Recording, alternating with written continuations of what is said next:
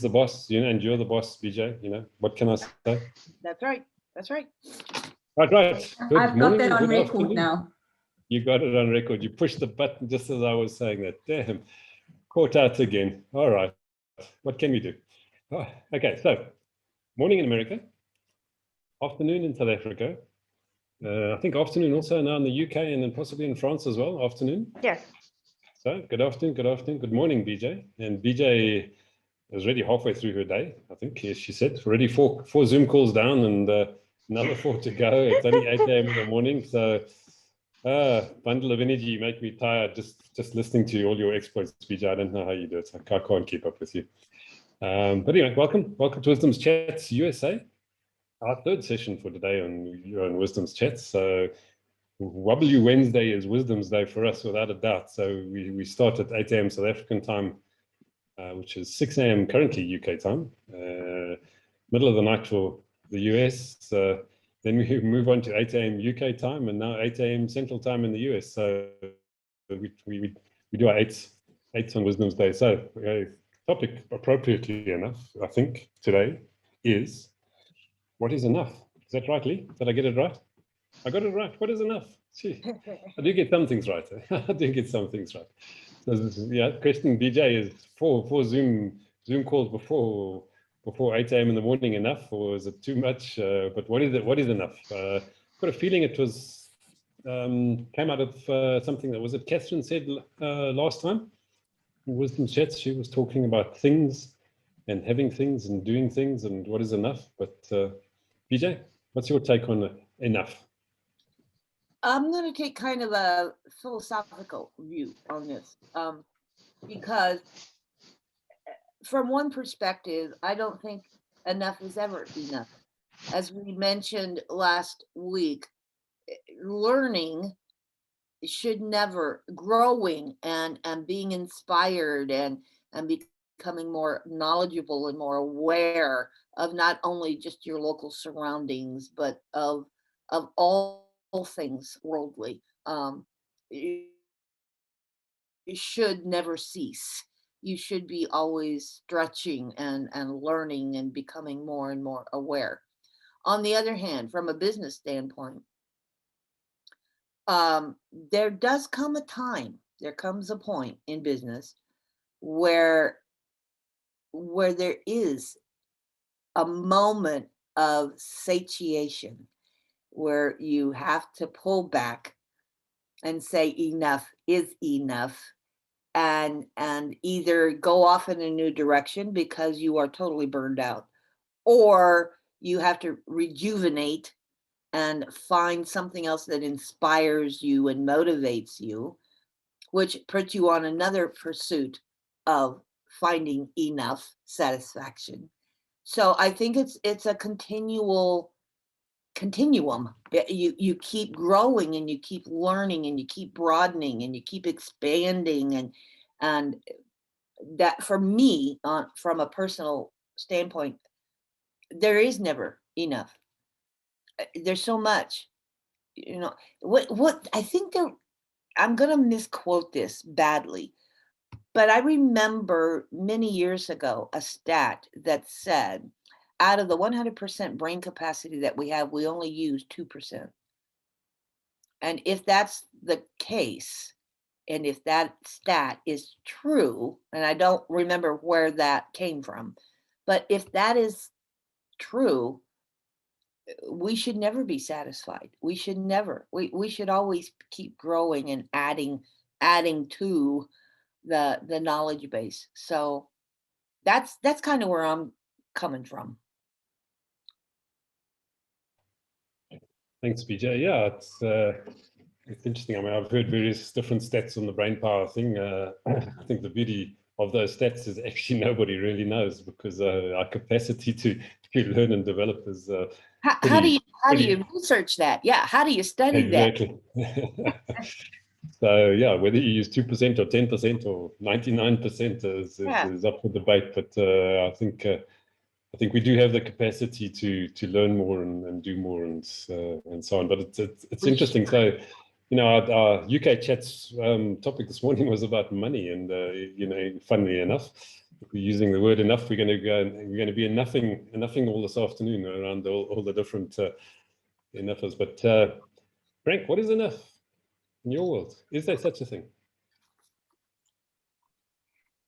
Okay, so enough for me is, I don't think you can ever have enough. I'm going to counter that by saying, in most cases, you can never have enough. So imagine that I think we should have more than enough of everything. And I sometimes kind of talk about this in one of my talks that I do. And imagine you get a car and you keep it really clean. You get this new car, you keep it really clean, everything's tidy in it, it runs well. But over maybe 3 months or so, 6 months, the shine comes off it just a little bit. And so what do? You get the wax out and you polish it up. And I think that's what life's about when it comes to enough. We have enough for what we need and what we want, but then having more than enough, just buffing your life up to that next stage, gives you extra security, I suppose. Imagine, I suppose, that you go for a job interview and you get offered the job and you think, that's fantastic, I got the job. But imagine you went for 3 job interviews and you got all 3. You had more than enough. You couldn't use them all, but then you had choice. You had a choice of which job you would take. So more than enough to me always adds to your life. We talked about it this morning. Imagine you've got more than enough money in the bank. You don't need it all. You're never going to use it all. So what can you do with that more than enough? You can spend it in good ways. You can use it for charity. You can do whatever you want to help the world, if you like. What about love? Having enough love in your life. It's good to have people who love you. But imagine if you had a lot more people who loved you. What would happen if you went through a difficult time? You would have lots of people showing you their love. So I think that you can have more, you can have too much food, you can have too much of lots of different things. But I think in general, when you have more than enough, then you're buffing up your life. You're adding that little bit extra. I suppose it's what you do with that extra bit, though, is what's important. It's not enough just to have. It's not good enough just to have an excess of things, just to not do anything with it. You've got to do something with that excess that you have in your life. Something good, I would argue. So to me, that's what having enough or not having enough and buffing up your life means. Great, thanks, Frank. Yeah, interesting. Okay, so Lee, have you got enough? Yeah, it's 2 sides of a coin, isn't it? That when I was thinking about this, I was thinking about confidence. And can you have enough confidence, too much confidence? Is there a measurement of confidence that says, I'm now confident enough? And I think enough is quite a good word in that sense, because that's what you need. You need enough. That is enough to get you a meeting with a client for the first time. And sometimes many, I think, of small businesses, I've spoken to hundreds of, and I don't even, the self-employed people so they're solopreneurs who are passionate about what they do, but cannot make their businesses successful because they openly admit that they hate selling. But what does hate selling mean? If you love what you do and you're passionate about it and you know that it's going to make a difference in somebody's life by offering them this service or this product, what's hard about that? What's hard about that? That says to me you don't have enough confidence to speak to somebody or about a stranger, or you feel like you're going to get rejected or whatever. So you need just enough confidence to pick up the call, pick up the phone to say, can I have this meeting? But then could you have too much confidence, which, and people come back to me and they'll say, oh, I get a lot of feedback in the workplace that I'm arrogant. And it's an interpretation that I overstate my opinion, or I'm too strong in certain situations. And I think about one of my favorite tennis players, Djokovic, and he gets accused of arrogance all the time. You know, he's not gentle, kind, Roger Federer. and he gets a lot of flack for that. And I think, what does it take to be the #1 tennis player in the world? You know, sometimes you have to have that extra wummer. So yes, so in terms of having enough, I was thinking about it in terms of confidence. But can we have too much of a good thing? I smile because that was my husband's favorite saying, and still is. He'll say, too much of a good thing is fabulous. Like, why would you not want too much of a good thing? But then I also have a picture of my very young mom with a very young baby, and my baby is turning orange, just the color I am now.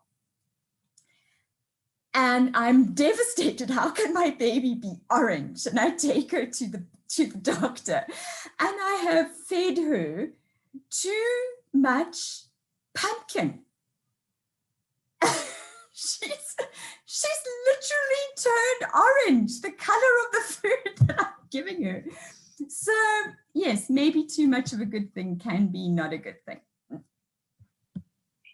Thankfully, yeah, too much pumpkin is definitely not a good thing. I don't know that I want to go down that route. Yeah, go turning orange. So, yeah, welcome. You've joined us. You've got a sort of an idea of how this works. So it's just all about hearing your thoughts and your feelings on a topic. So, what's enough for you? I think it depends on what is it that you're referring to, say for example, money. I mean, I will never have enough money. Like, yeah, I know everyone likes money, but I think it's more like how you would handle the excess. So like when it comes to money, then like the more the better, but do I know how to handle it when it comes to me? Like, you know, many people who won lottery and then the whole family becomes upside down because people come and ask for money, and, you know, that then gets ugly. So whether, like, it is sort of, for me, it's the attitude that you can take, or what attitude you have towards what is in excess. And I think that depends on the situation. It's like if, like Lee has said, you know, eating too much pumpkin might not be a good thing. So for me, I would probably be erring on the side of the middle path. Like, I'm not in need of it, and I don't particularly go and seek for more if I don't need to. So that's what I think. Right. Thanks. Yeah. It is interesting, and of course, everybody's middle way is different, isn't it? So you know, what might be your perceived middle way could be somebody else's low point or high point, or perhaps even unreachable. So I think it's all comes down to an element of perception, doesn't it? But you know, we better get across to Ed, because I know he doesn't like money. He's you know, so you meet a man who's trying to give it all away. And so Ed, over to you. If I had loads of money, I would give it away. And I said in the chat earlier on the South African one, I've actually got a list of people I give the money to if I won the lottery. and I've worked it out as to who I'd give what, depending on how much I won, and how much I'd save for myself. But I think enough is a very interesting word. The actual definition is quite short. It's as much or as many as required. But we use enough in different ways. You know, I've had enough of your cheek. How many parents have said that to their children? But I can't get enough of that music.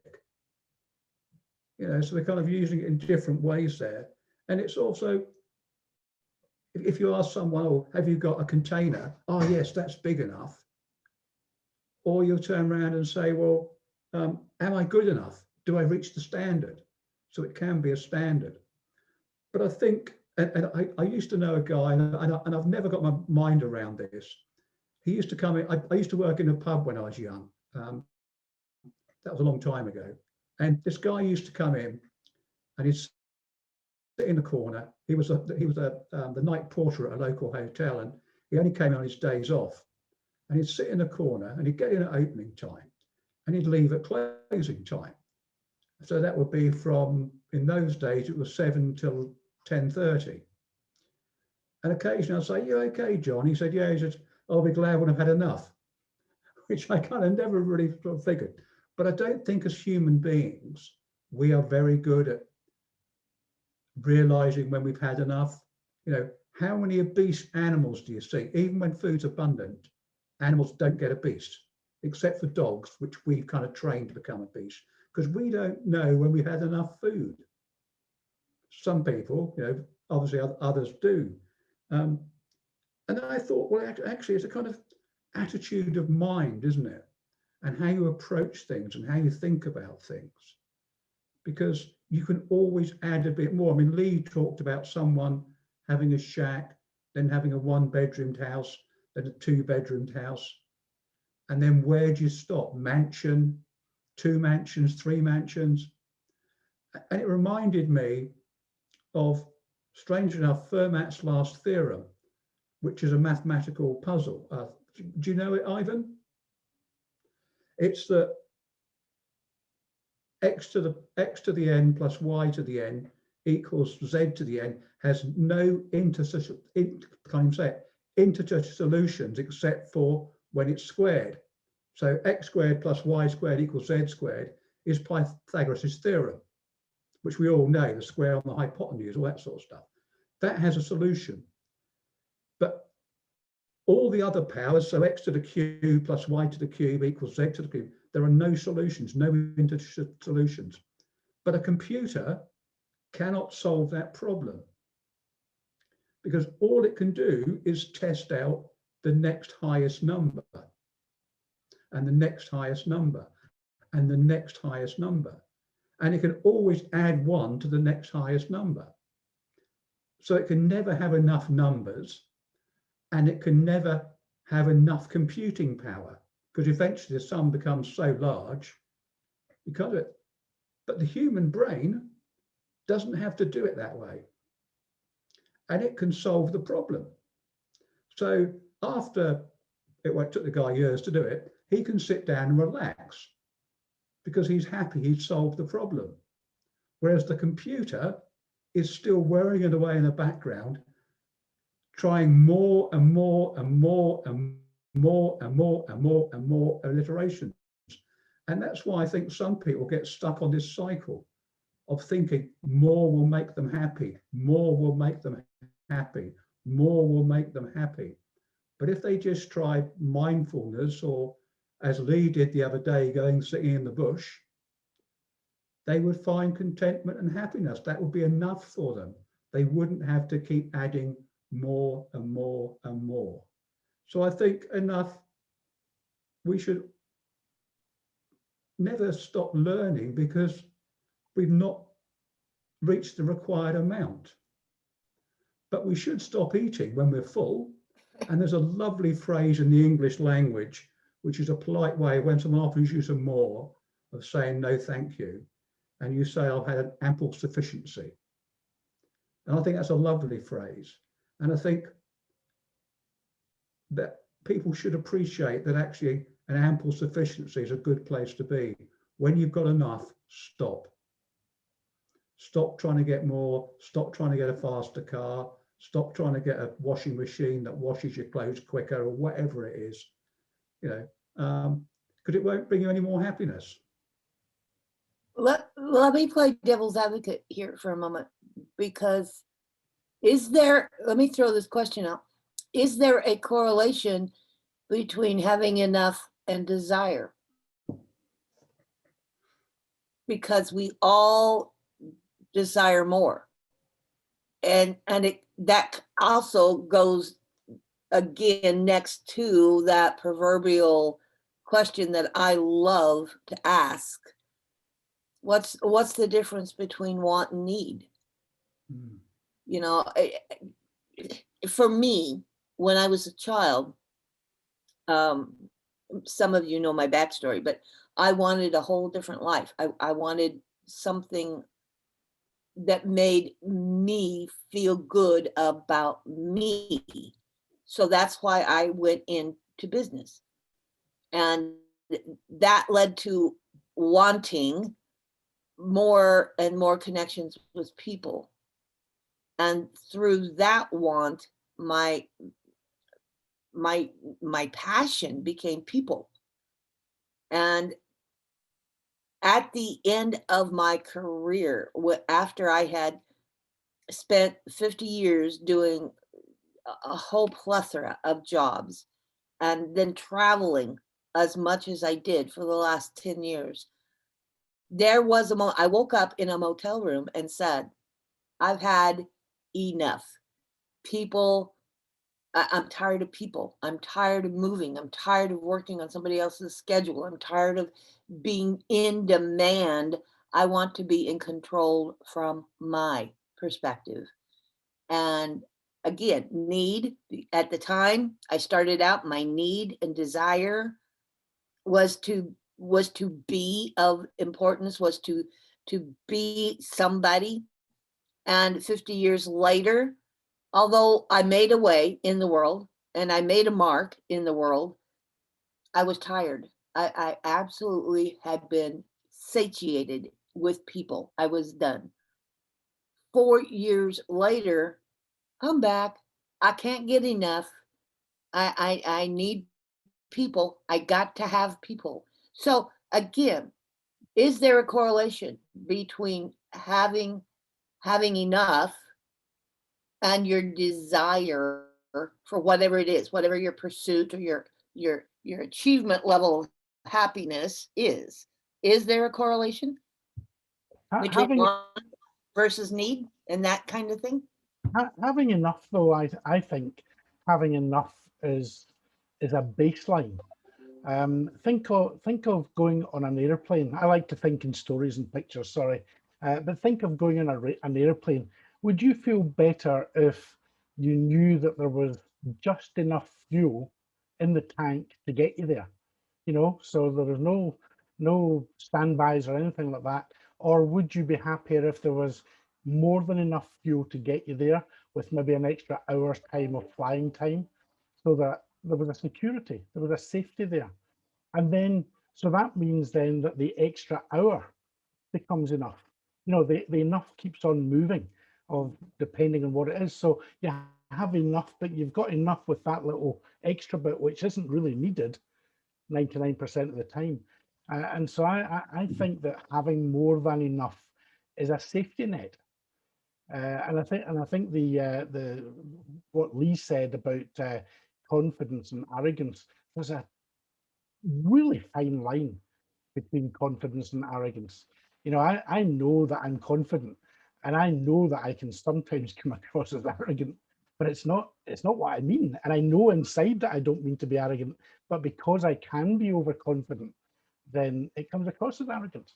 And I just like to think that confidence comes from within. Arrogance comes from trying to be without or out with. You know, you're trying to impress somebody with arrogance, whereas confidence is something that comes within. But, you know, great discussion. What about you, Ivan? No, absolutely. Look, one of our speakers and a chap we know here locally who's multiple world champion, Oscar Chalupsky, surf ski, 12 times world champion surf skier. Yeah, he says, the difference between confidence and arrogance is confidence is backed up by the proof that you can do it. Arrogance is just words. And so, if you look at a Djokovic or a Chlupsky, they say, I'm the best in the world. It's not arrogance, it's fact. They've done it, they've proved it. It's backed up by action, it's backed up by result. So it's not arrogance, it's just a simple statement of fact. So I think, I think there is a difference. Arrogance often comes from a place of ignorance, I think, more than anything else, because you kind of bluff your way through something. You're not backing it up with action. You're not backing it up with any kind of proof. It's almost attack is the best form of defense. I'm going to be arrogant, and therefore you're not going to come at me. So because you might think that I actually do know what I can do, rather than whether you can see the proof that I have and I can.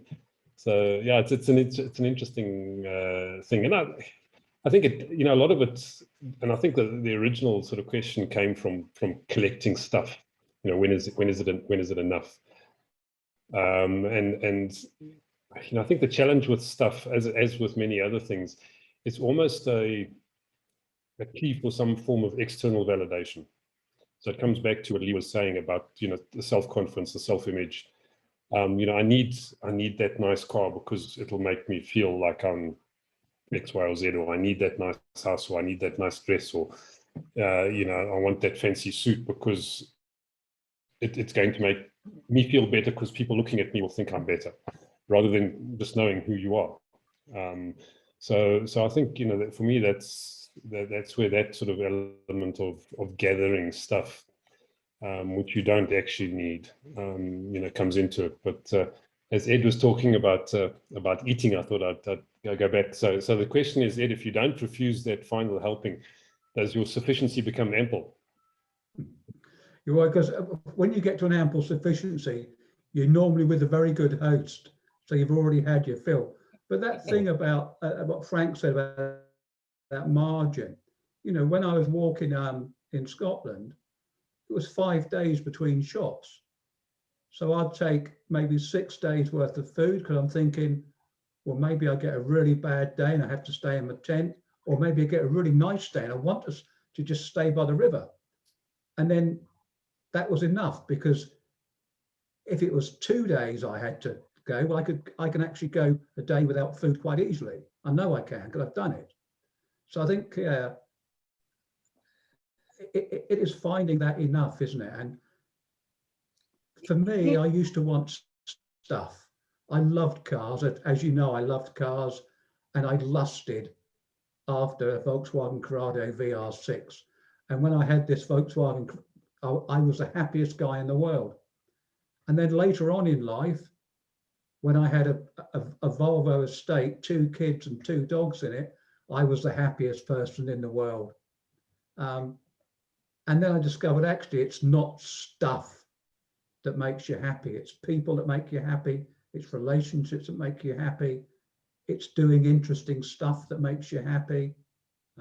It's seeing a bee or a bird I mean, that elephant in that film this morning, was that not just the best thing in the world? You guys missed it, but it was just awesome. It's those things that make you happy, not stuff. Here in the States, there is a television program called Hoarders. And it is about people who have taken collecting things to an extreme, a big extreme. Now, in the world of psychological realm, it is a mental disease. It is a treatable disease because it goes beyond passion. It goes beyond want. It goes beyond excess. And now it becomes a way of life. And as hoarders, they don't get rid of anything. So in our pursuit of excess or enough, are we discarding what is no longer important to us Or are we keeping that as baggage to return to and depend upon and rely upon at another time, and just adding more to our level of success? Well, the question is it a level of success? Is it as you say, if you yeah, it's a mindset, isn't it? At the end of the day, it comes back to that mindset. But anyway, just to wrap up, I just want to give you a completely arbitrary bit of information here, which has something to do with the topic, I suppose, and also comes from something that Ed mentioned in his little input on eating. We have an interesting little member of the arachnid family in South Africa here called solifugae, which means it flees from the sun. So it's Latin for flee from the sun. So solifugae, and or a camel spider. It's actually a 10-legged insect. And if you put it in a cage with a whole bunch of things that it can eat, it will eat until its abdomen explodes. So it doesn't know when enough is enough. That's such an ancient animal. It's simply programmed to eat when it finds food. So yeah, it can be a problem. So you need to know when to stop. So I think that is a very important thing. And I want to give you guys, the Wisdoms group, a big shout out, because I watched the Nigerian summit that you did last week. I listened most of the day and then joined in later. But in correlation with what we're talking about, I think of all the speakers that you had, that Daniel, the last speaker, was phenomenal. And I think that goes to the pursuit of enough that we're talking about here, because he set his sights high, you know, and he didn't give up, and he pursued and he pursued and he pursued, and he still has an immense amount of potential left to give to this world. And look, from where he came to now being a Netflix star, and then still wanting, you know, to go into producing and directing and doing all that other stuff that is on his agenda in the future. That is applaudable. That it goes to that, what is enough, because that's not enough for him. He wants to keep expanding and growing. And he really impressed me very much. So that was a great summit. Great summit, guys. I'm going to give you an applause, because that was amazing. Thanks, BJ. Really appreciate it. Yeah, we enjoyed it. There was some fantastic. Well, all of the speakers were fantastic. It was They were really good to see some and get some insights from people who've come from very different places to some of us, and you know, doing amazing things. And you find them all over the world. So yeah, it's an absolute pleasure. Right, Lee. So back to you to wrap up and see if you can extract another topic out of this for next week. You know, what is amazing is that you can just put a word into a pot, and what comes out of it, right? What does your brain do with that word? And the word that comes out from this session for me is the word desire. And so I'm one. Yeah, it would be interesting to know what we can talk about around this word desire. Yeah, it's and I'm not going to say more than that, because that'll be enough. Great. So we desire your presence next week, sometime, same place. Otherwise, have a great week. Or if you can join us in one of the other sessions, please do. So for you, we do 8 a.m. South African time every weekday, which is currently 6 a.m. GMT. Well, it's always 6 a.m. GMT. It's not currently, but it's always 6 a.m. GMT. And we also do on Wednesdays, we do 3 sessions. So we do 6 a.m. Oh, there's Spring coming back. He disappeared.